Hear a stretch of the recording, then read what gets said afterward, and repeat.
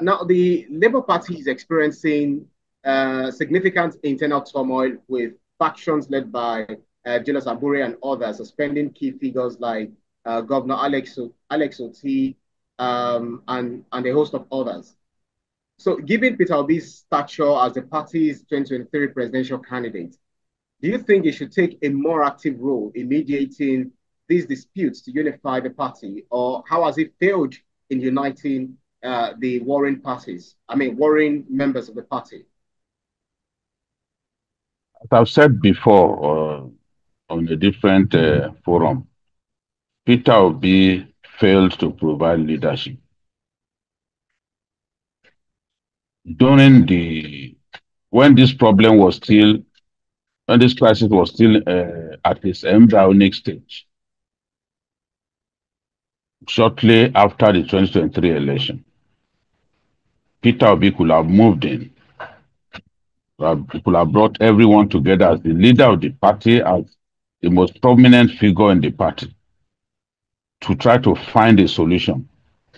But he tried to put one leg on the right and another leg on the left. He tried to stay in the middle. At some point, despite the very shameful legal obstacles that Julius Abure faced, where he was accused of forgery, where he was accused of bribery, and the case was before the courts. The police even investigated the matter and indicted him as the national chairman of the party. I felt that Obi could have provided leadership at that time and spoken the minds of people who were aggrieved, who were unhappy with what the national chairman was accused of doing. He was accused of substituting duly nominated party members,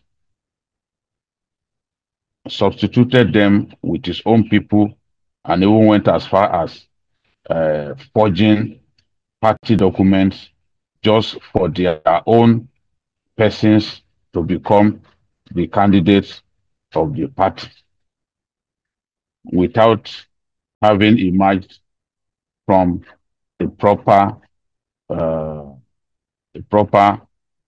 primaries of the party. At that point, the matter was still fresh and he could have intervened. He could have taken a big decision, but he preferred to play the role of a middleman, somebody standing in the middle, not wanting to offend A, not wanting to offend B. And sometimes in politics, you have to make your decision clear. You don't have to sit on the fence, especially where the matter has to do with integrity or lack of it of an individual in the party. So he didn't do that. He was busy going around and trying his best to draw attention to himself, believing that in the politics of 2027, he will still remain firmly in the spotlight, and that will help him to gain so much traction and probably help him to win the election. So his inaction, his refusal to take a firm position for a very long time, divided the party, got some of them to even defect, because the defections actually began so early in the day. By the time he started complaining that the steps that he was taking to get Abure to have a convention of the party that will be accepted by everyone, that will carry everyone along, the horse had already left the stable. The problem had become so intractable.